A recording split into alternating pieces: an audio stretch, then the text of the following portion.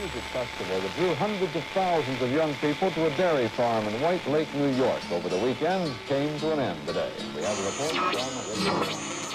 It's after midnight, and you've tuned to Laurel Canyon AM, a signal that doesn't exist on any dial, only in memory, only in whispers. These hills above Los Angeles still carry echoes, songs that shaped a generation, secrets that never left the trees. Tonight's broadcast is part history, part mixtape, part ghost story. So settle in. The canyon is awake tonight.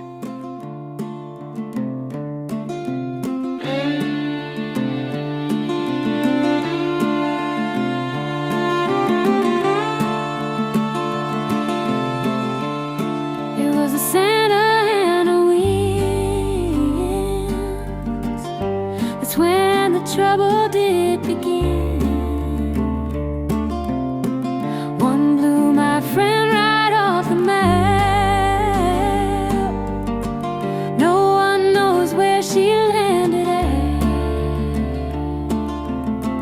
You know they call it the devil's breath. It might just blow you right to death. And you know I would not have believed, but I've got these devil winds at my knees. It was a Santa and a wind. It was a Santa and a wind.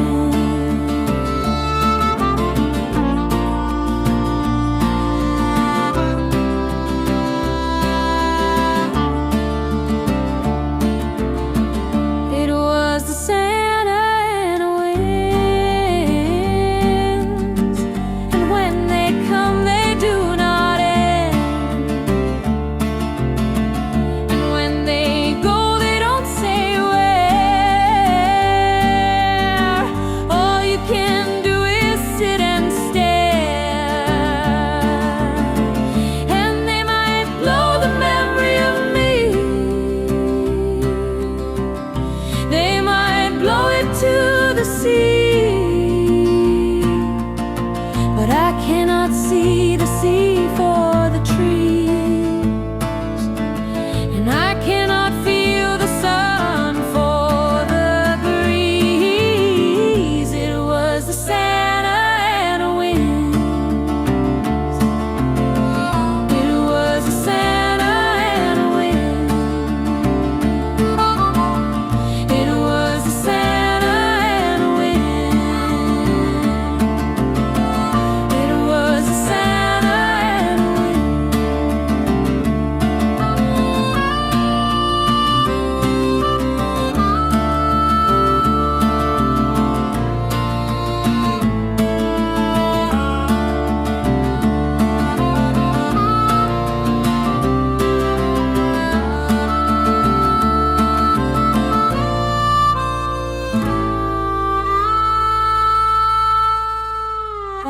That was StereoSunset, singing about those restless Santa Ana winds, hot, dry, and dangerous, just like the ones curling through the canyon tonight. If you've ever felt them, you know they rattle the windows, set the nerves on edge. Out here in Laurel Canyon, some folks swore the winds carried more than just dust and heat. They carried stories, songs, and sometimes shadows. Let's take it back to where it all began. Sunshine on porches, guitars on knees, and a family of musicians who never dreamed how bright or how dark this little canyon would shine. They called it paradise in the Hollywood Hills, but it wasn't movie sets that built this dream. It was porches, guitars, kitchens filled with friends. Mama Cass kept her doors open, feeding whoever wandered in. Joni Mitchell painted and wrote in her little house on Lookout Mountain. Crosby, Stills, and Nash found a harmony so pure it felt like fate. The canyon was a family. Music drifted out of every porch, carried on the California breeze. It was sunlight in sound.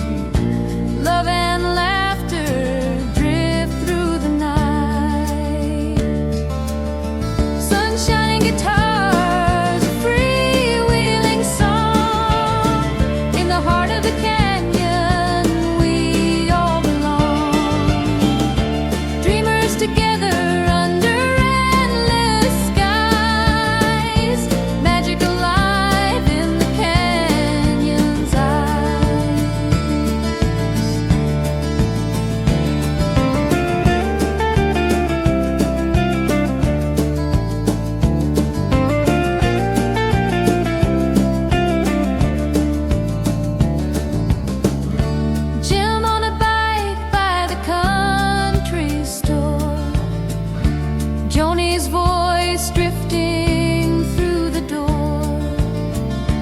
Crosby's laughter carried on the breeze. Songs like rivers running through the trees. Sunshine and guitars, a freewheeling song. In the heart of the canyon, we all belong. Voices are rising, echoes never fade. The spirit of the canyon will never be betrayed.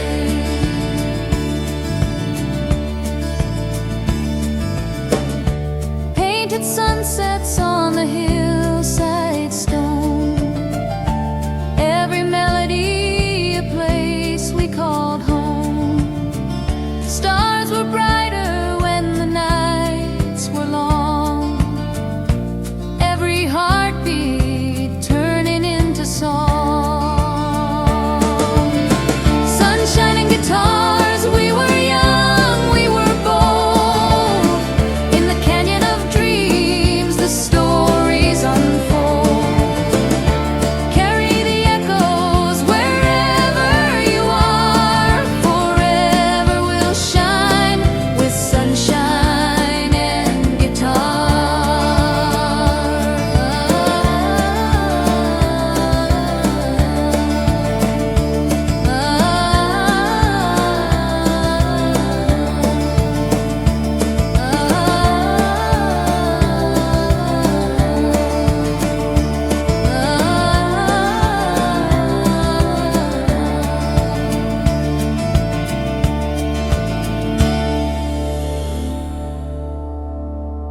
Laurel Canyon.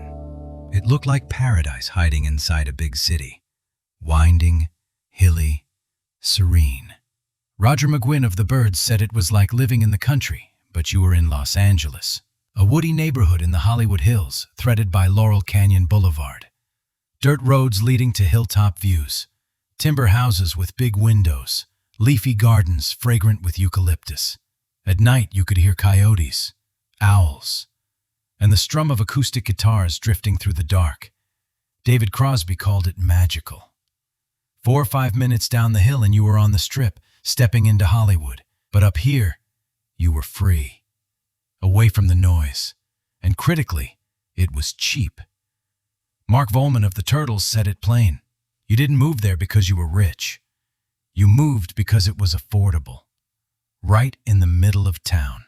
For young musicians with guitars, it was the perfect compromise. Close enough to the clubs, far enough to dream. This was the golden glow of the canyon. An accidental family chasing songs in the hills above Los Angeles. Music drifted out of open windows, across porches, carried by the California breeze. It felt endless, until the shadows crept in. The sun hit different up on Lookout Trail. Golden dust dancing through the camis and sage. We'd walk barefoot down to the store. Me, the dog, and a song still in my hair from the night before. My friend Joni always said the light was better just before it fades. And it was, it always is.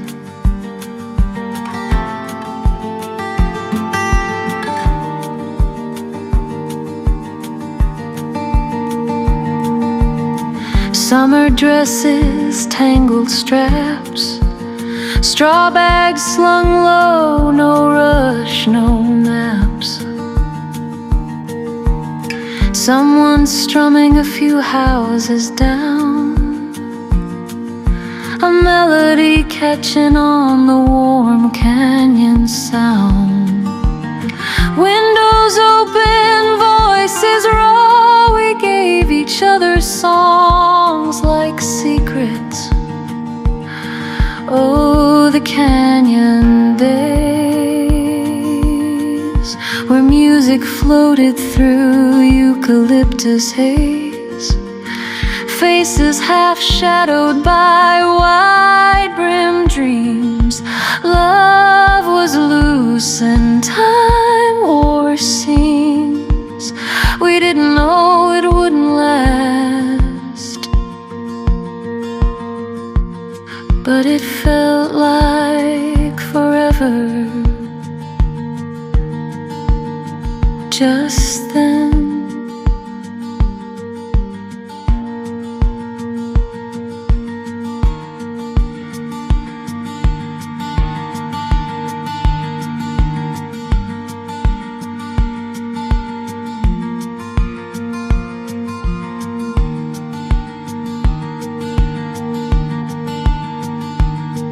There was always wine on someone's porch, laughter woven into hand-me-down chords.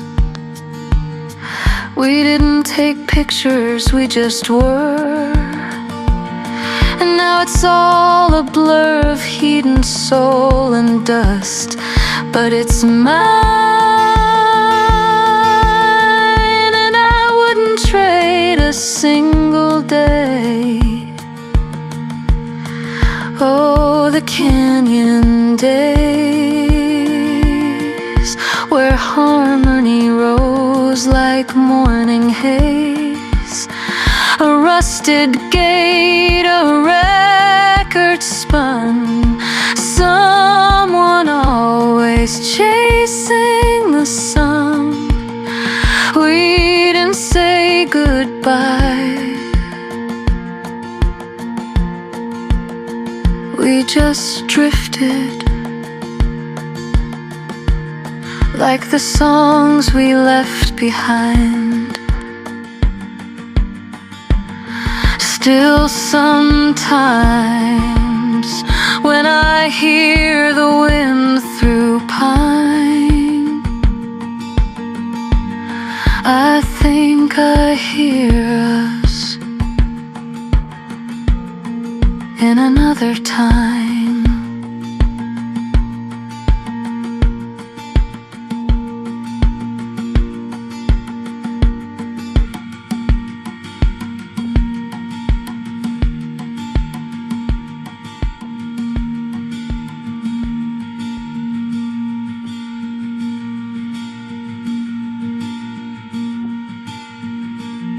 Once upon a time, there was a place called Laurel Canyon. If you were fortunate enough to live there in the mid to late 60s, you'd have found yourself among the most magical of people.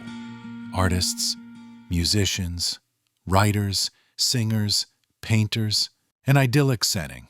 Just 5 minutes from the Sunset Strip, yet a universe unto itself. Laurel Canyon wasn't just a place to live. It was a state of mind. That's how Elliot Mintz remembered it. It was paradise hiding in the city. A family of musicians chasing light through the eucalyptus trees. Music drifted from porches and windows, carried on the warm California breeze. It felt endless until the shadows crept in. The golden light of the canyon couldn't last forever. This was the mid-60s, and the outside world was bleeding in. Vietnam filled the headlines. Martin Luther King and Bobby Kennedy were gunned down. Cities burned. Campuses rioted. The dream of America was unraveling, and you could hear it in the canyon, in the songs, in the streets below. LSD opened new doors. Timothy Leary told America to turn on, tune in, drop out. The Beatles went to India. The Grateful Dead played to seas of acid-drenched kids. Up in Laurel Canyon, Frank Zappa turned his log cabin into a laboratory of the bizarre. The mothers of invention gathered, Captain Beefheart howled, and the strange became the norm. Zappa would later remind us, we weren't hippies, we were freaks, and there's a difference. But the freaks weren't alone. The Doors haunted the Strip, Jim Morrison delivering sermons of revolt. I am interested in anything about revolt, disorder, chaos, he once said. Especially activity that seems to have no meaning. And if you stood in the Whiskey A-Go-Go, you could feel that chaos vibrating in your chest. Down on the Strip itself, the tension boiled over. In 1966 and 67, kids poured into the streets to protest the new curfew laws. Police tried to clear them out. Clubs were shuttered, lights went dark. And what began as a standoff turned into the Sunset Strip riots. Tear gas drifted across Sunset Boulevard. Teenagers sang and chanted as batons came down. Jack Nicholson watched it all from his window above, a front row seat to America's generational collision. And out of that chaos came a song. Stephen Stills, Living in the Canyon, took the mood of those nights and turned it into a warning. Buffalo Springfield recorded For What It's Worth, a song that begins quietly. There's something happening here. What it is ain't exactly clear.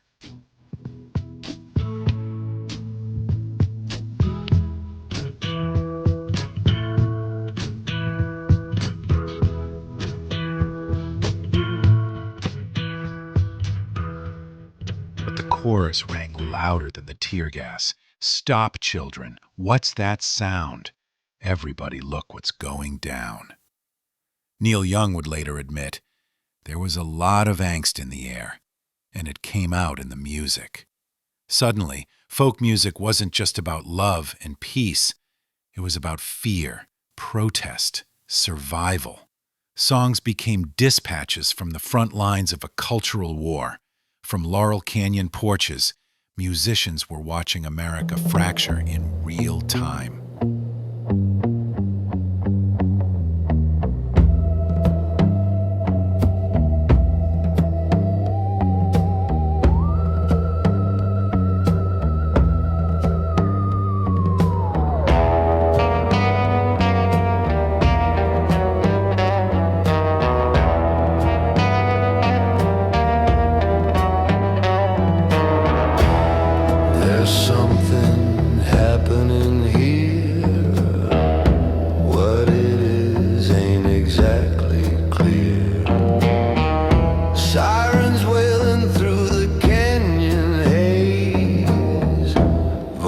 Chanting in a fractured daze, smoke and fire on the boulevard. Dreams dissolve when the night gets hard. Shadows dance in the devil's choir. Whispers rising, flames grow higher.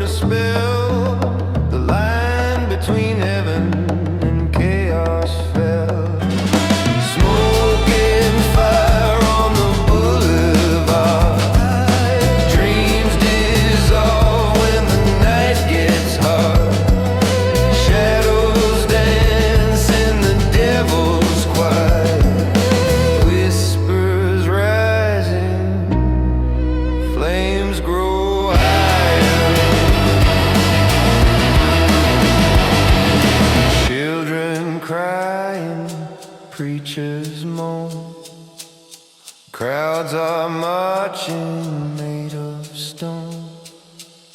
What you hear is not just sound, it's the world turning upside down.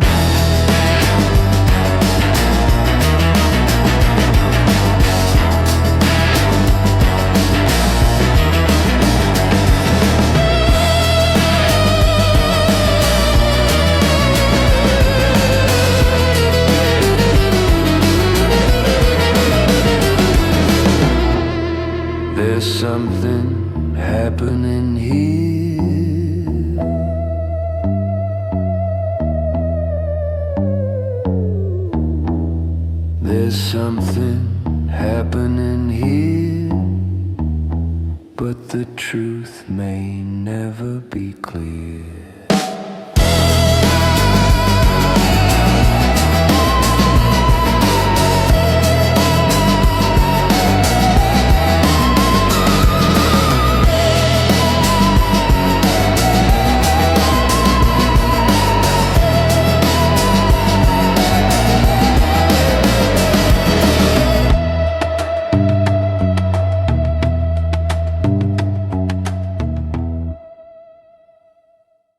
The draft made it personal.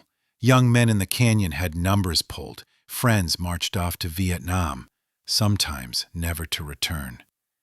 David Crosby said it plainly. We were watching our friends die, man. How do you not write about that? The canyon had been a sanctuary, but now, even up here, you couldn't escape the smoke. The strip was boiling. America was boiling. And every song, every strum of the guitar carried that weight. You could feel it. Some said the canyon itself began to shimmer. Houses seemed to breathe. Trees swayed when there was no wind. Folk songs melted into hallucinations. The music stretched into longer trips, stranger visions.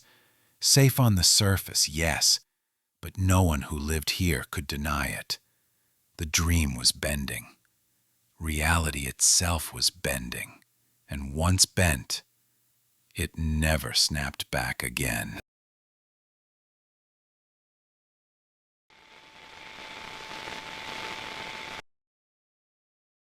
Fame doesn't knock softly. It barges through the door with a grin and a contract in its hand. By the late 60s, the music industry had found Laurel Canyon. The record men in their sharp suits knew what was up here in the hills, and they wanted in. David Geffen, barely out of his 20s, was shaping Asylum Records, and suddenly, those songs drifting out of open windows were worth millions. Graham Nash remembered it well. We thought we were free. But the truth was, the business was always there, waiting. The canyon, once a family of dreamers swapping chords on porches, was turning into a marketplace. The music still came, but it felt different. Deadlines now, studios booked solid, critics watching. The laughter wasn't as loose, the friendships not as easy. Jim Morrison haunted these hills, some nights a poet, other nights a wreck. Robbie Krieger of The Doors said, Jim was searching for something, but he didn't know what, and he was tearing himself apart trying to find it. He drank, raged, wandered. You could hear the cracks in his voice, feel the weight on his shoulders. Graham Parsons floated through with his cosmic American music, country and gospel melting into rock and roll. But Graham was burning too fast. Friends loved him, but they knew he was slipping away. By 26, his flame had gone out. Even the houses themselves seemed different. Sunshine poured in through those big windows, but the air felt drier, harsher. And so did the music. You can hear it in this next one, a track that carries that shift in the air, the dry winds of Laurel Canyon.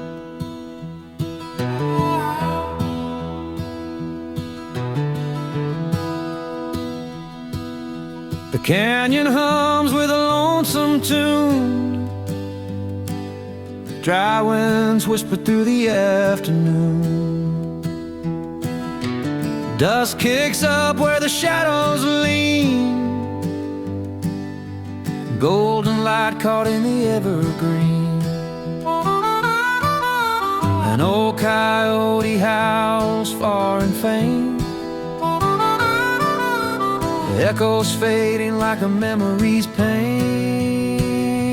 Oh, dry winds of Laurel Canyon carry my heart where the hills are standing beneath the sun, where time moves slow, dreams take root, and the rivers don't flow.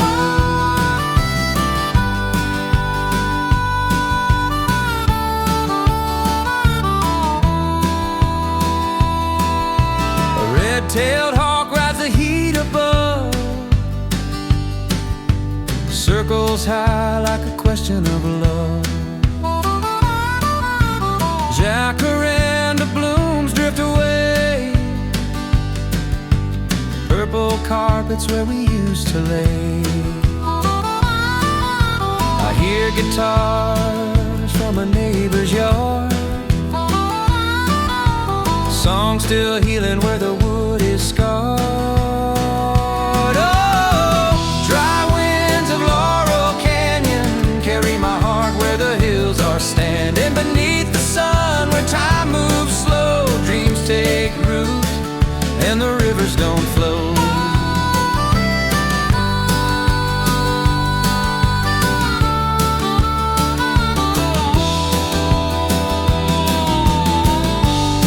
Is it the dust that blinds my eyes, or the way this city wears its skies? Hills still holding 1,000 sighs, burnt sienna where the spirit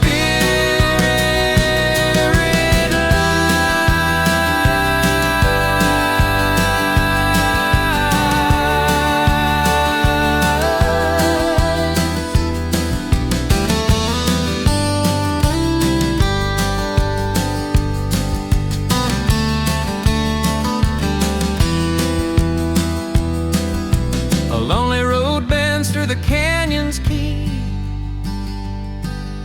Stories linger where the shadows sleep. Love and loss in the golden haze. Every song's a map through the canyon maze. The hills keep secrets, they never fade. Their chorus hums in the songs we made.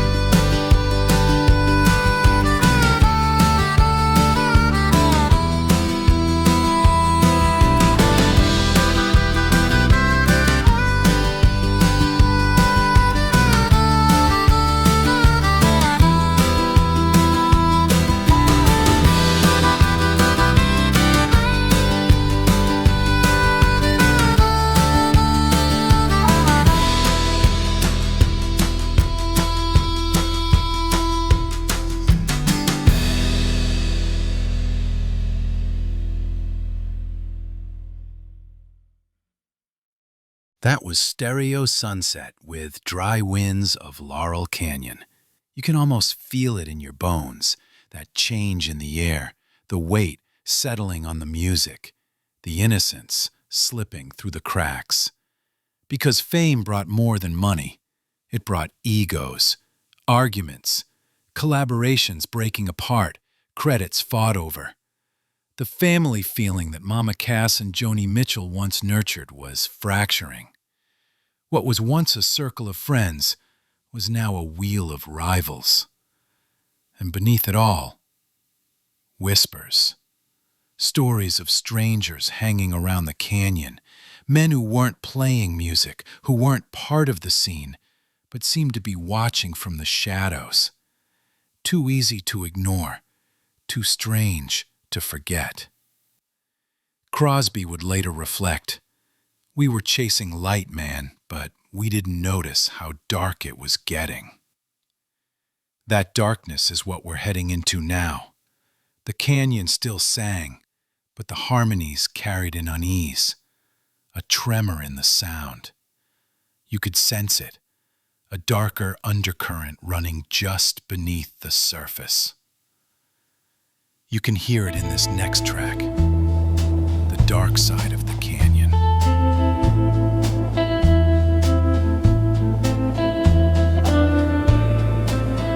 On the dark side of the canyon,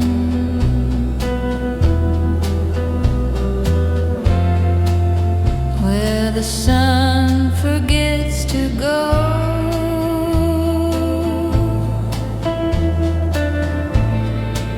Shadows lean like old friends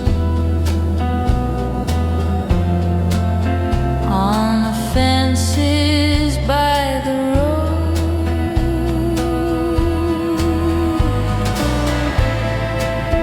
There's a house with one light burning,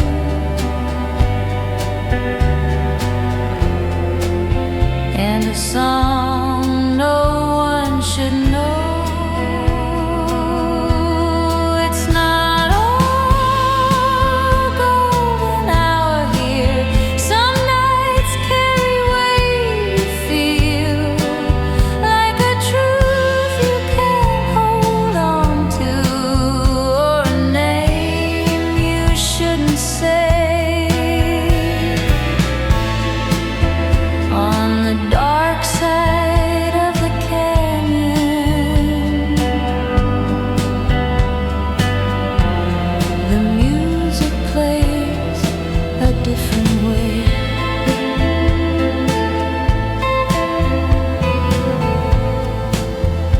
Heard a harmony at midnight,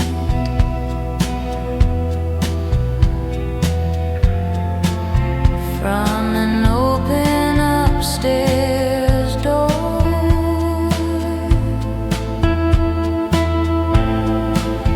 But the laughter came out jagged,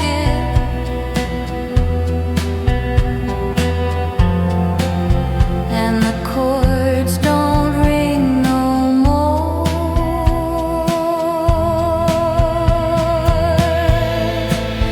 Every dream's got a corner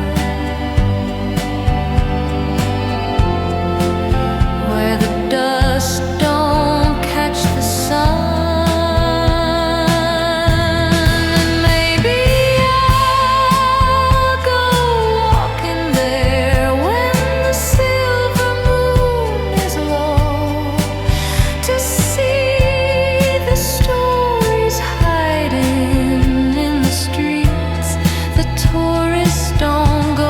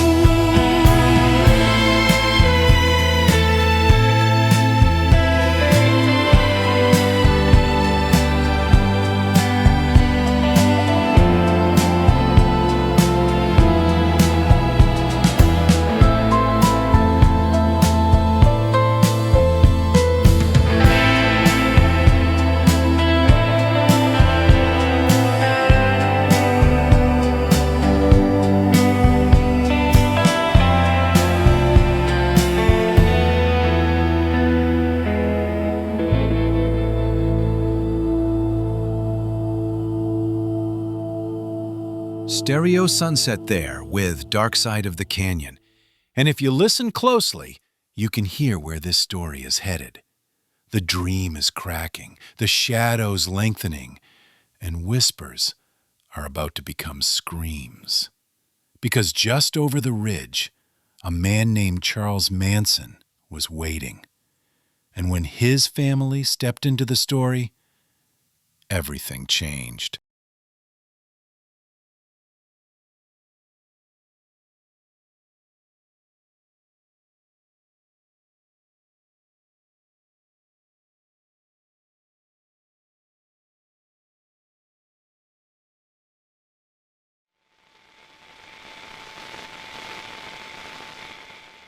The whispers were no longer whispers.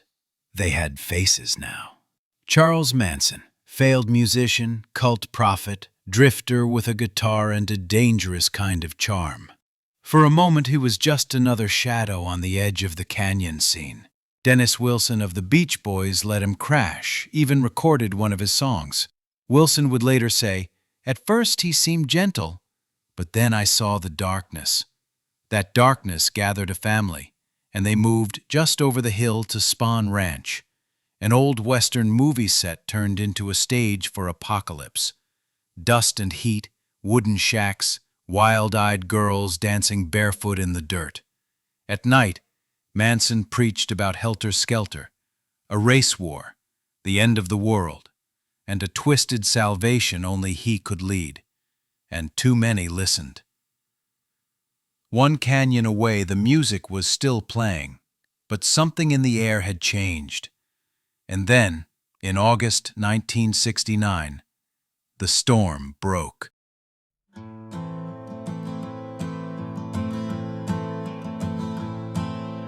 Dusty road cuts like a scar, where the wind don't ask how far.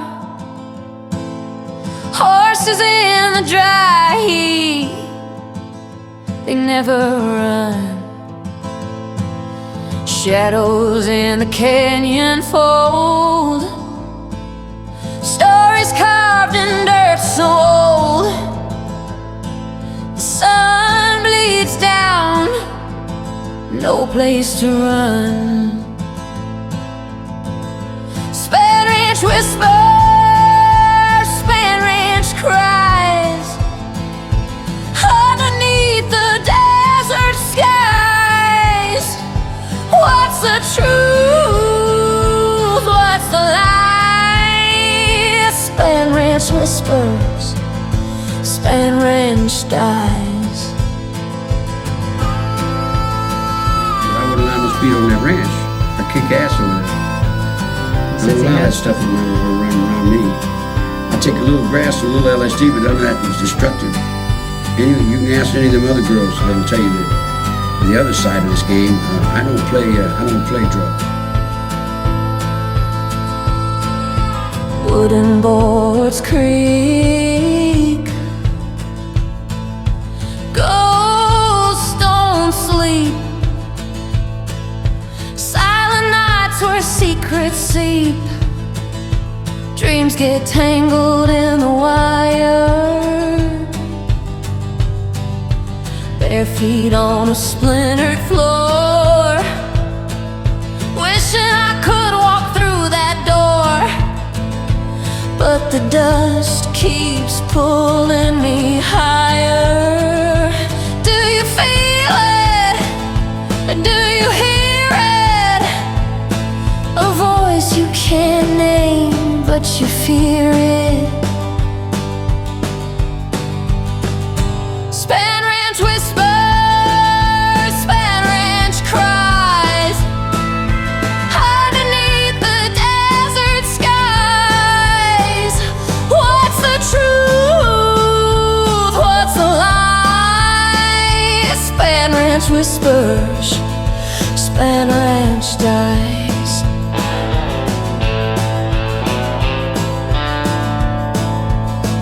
Here's the thing, you stand for a cause, and that cause begins to crumble. And you crumble with the cause because you don't have the hold on. You have nothing to hold on. You fall up underneath everybody else's opinion.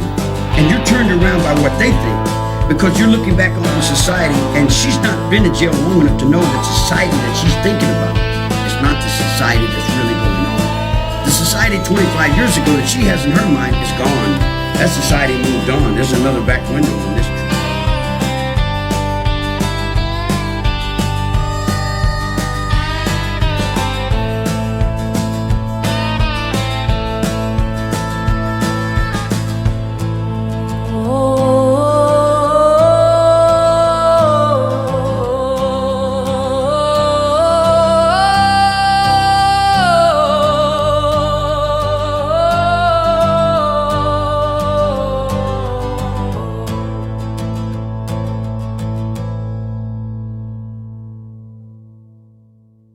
StereoSunset there with Spahn Ranch Whispers. If you closed your eyes, you could almost hear the footsteps in the dust, the creak of broken boards, the laughter that never sounded right. August 8th and 9th, 1969. Sharon Tate, Jay Sebring, Abigail Folger. Wojciech Frykowski, Stephen Parent. The next night, Leno and Rosemary LaBianca, murdered in their own homes. The city froze. The papers screamed. Los Angeles was afraid to breathe. For many, that was the end of the 60s. David Crosby said it plain. The minute those murders happened, everything changed. We knew it was done. The dream of the canyon was shattered. The sunlight was gone. Did you tell the women to do their witchy things? I said, if you're gonna do something, leave something witchy.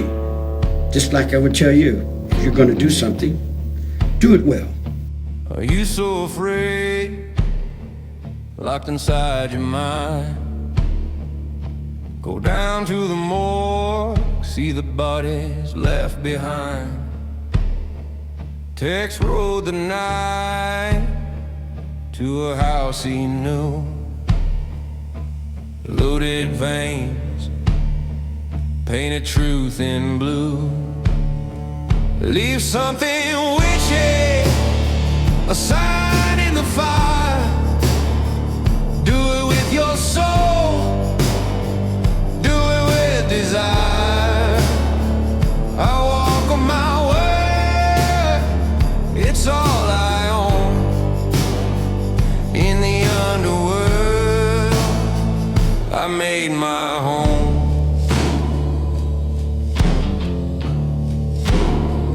No lawyer to call, no mother to plead.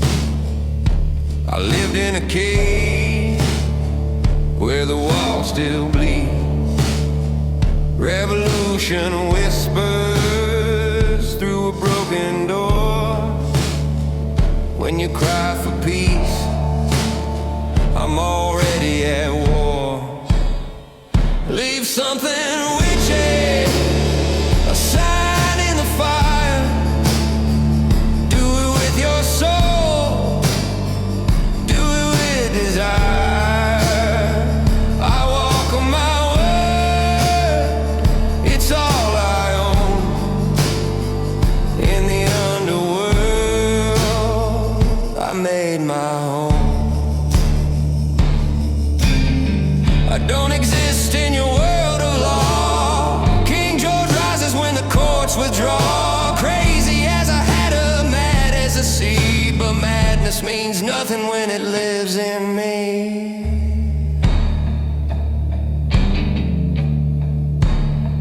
Children of the times, they were beautiful, they were blind. I said do what you want, but it echoes in your mind. Pile the bodies high, I don't wrinkle, I don't bend. The world keeps burning and the war won't end. Leave something witchy, a sign in the fire.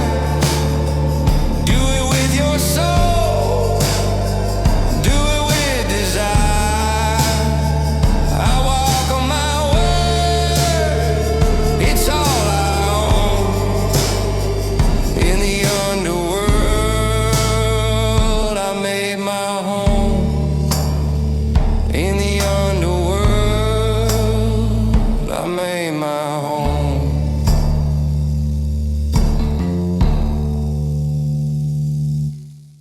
That was Leave Something Witchy, the phrase scrawled on walls, left behind like a curse. Proof that the canyon's story wasn't just guitars and harmonies. It was blood and fear. And once written, it could never be erased. But the paranoia didn't stop with Manson. People started looking closer, connecting threads. Too many canyon kids had military fathers.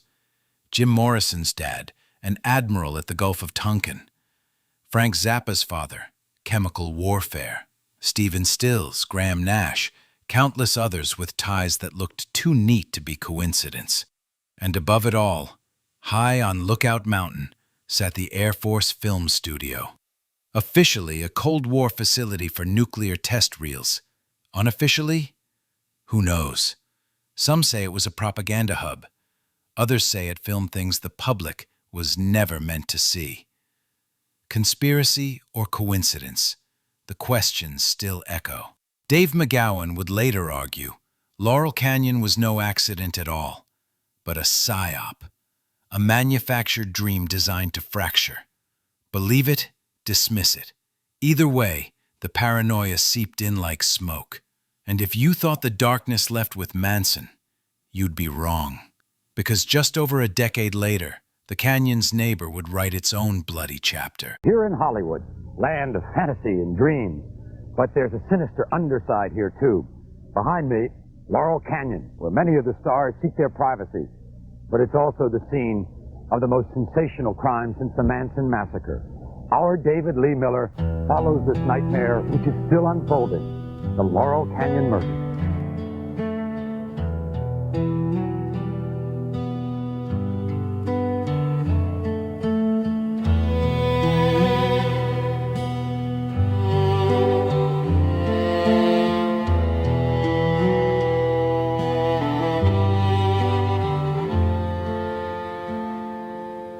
In the hills where the daylight hides, Cielo Drive on the darker side, whispers carry through the trees, broken glass and memories. Welcome to Wonderland. Dreams turn to dust in your hand. Echoes on the canyon floor. No one sings here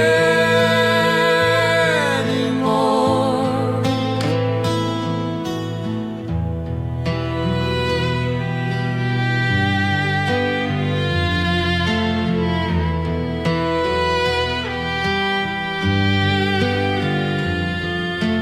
Blood on the walls, shadows in the fire. Promises made by a funeral choir. From Spahn ranch dust to sunset's glow, ever secret the canyon knows. Welcome to Wonderland. Dreams turn to dust in your hand. Echoes on the canyon floor. No one sings here anymore.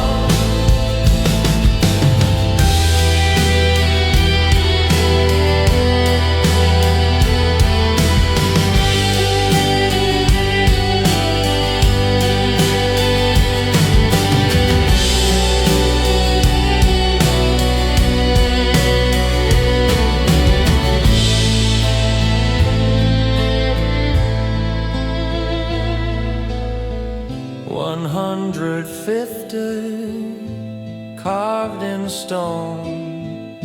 The house remembers you're not alone. Voices linger, wounds don't heal. The darker side was always real. Welcome to Wonderland. Welcome to Wonderland. Welcome to Wonderland, where the songhouse fades into silence.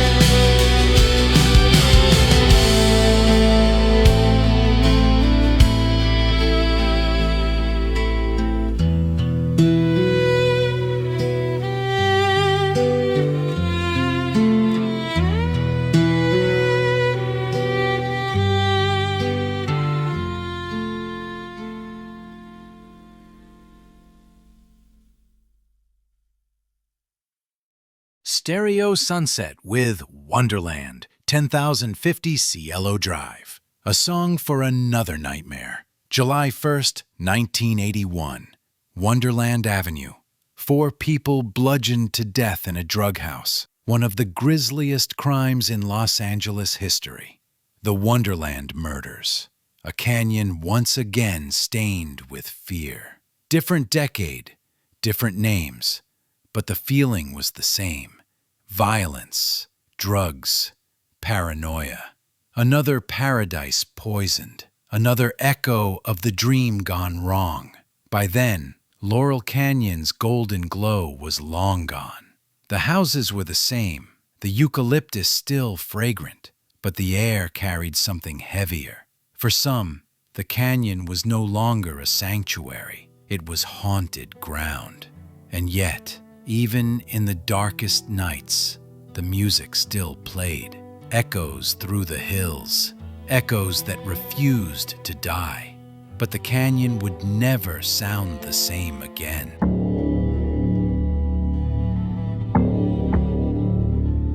What the Los Angeles police saw inside this house on the afternoon of July the 1st, 1981, made even the most hardened detectives shudder.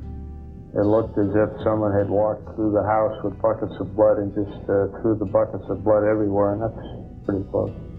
There's a lot of blood. Inside, a scene of stark terror. 4 bodies, 2 women and 2 men, brutally beaten, their heads bashed in. A 5th victim found in a pool of blood barely survived, but couldn't remember, much less describe what she'd seen. One thing was certain. This orgy of violence was not the handiwork of a single man. The detectives knew that, but they didn't know it was a case that would eventually touch the lives of Liberace's lover, an adult film star, John Holmes. They also didn't know it would take nearly 9 years to bring the man they believed ordered the killing to trial.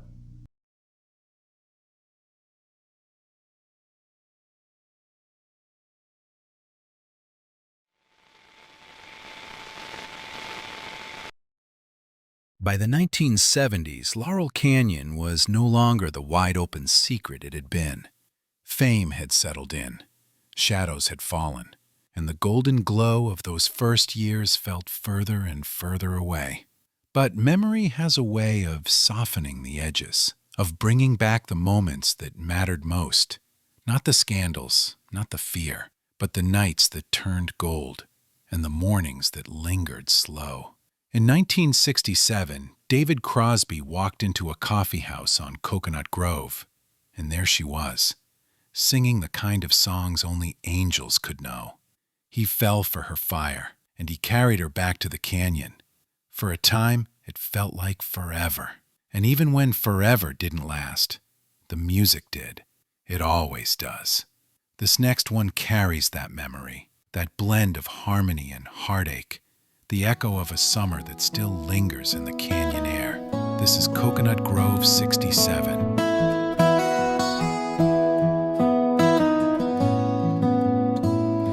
In 67, Crosby walked into a coffee house on Coconut Grove. She was standing there singing the songs only angels can know. And he fell for a turbulent girl with fire in her hand. Brought her back to the canyon for a summer romance. Oh, the nights turned gold and the morning slow. Laurel Canyon heard her voice and it wouldn't let go. He loved her wild, we loved her song, and in her shadow we all sang along. That summer breeze carried secrets down the canyon road. Harmony and heartache in every note she wrote. He thought he'd found forever in her restless eyes, but forever's just a whisper in California skies.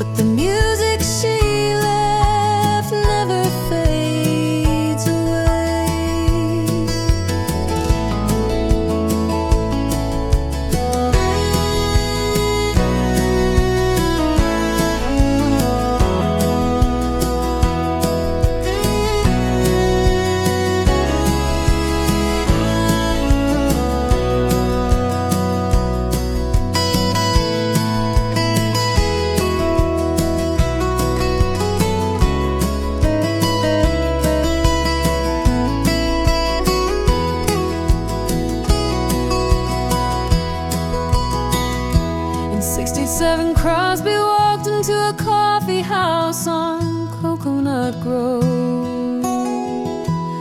She was singing songs somehow we all still know.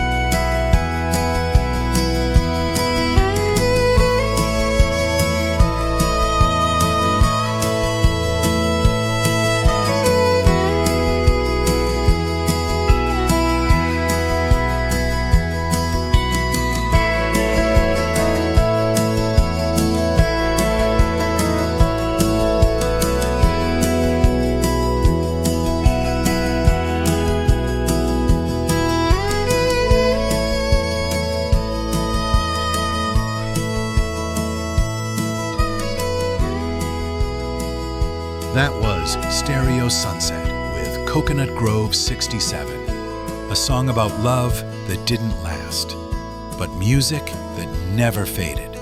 And that's Laurel Canyon in the end, isn't it? Joni Mitchell once said, "The thing about music is that it stays. It's the last thing that leaves you." And the songs born here, whether in joy or chaos or heartbreak, stayed.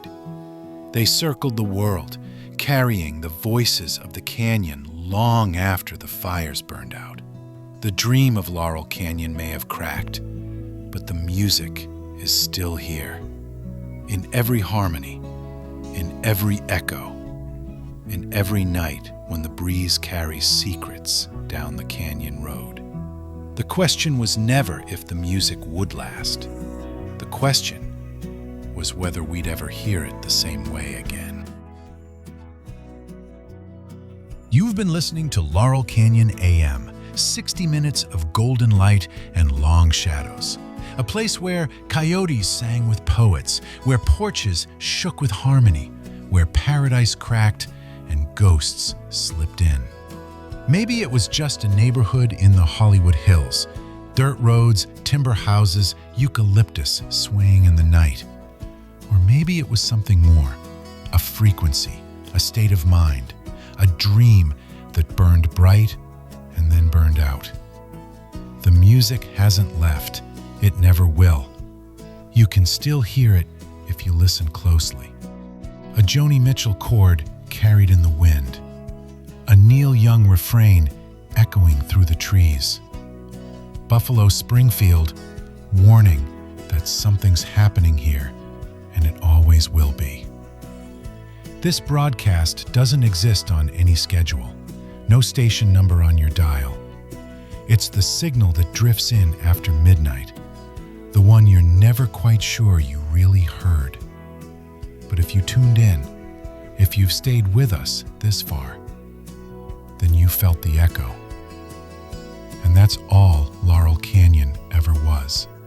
A place, a time, a sound. A story told in sunlight and shadow. A dream you can't quite hold, but can't ever forget. Until next time, this is Laurel Canyon AM.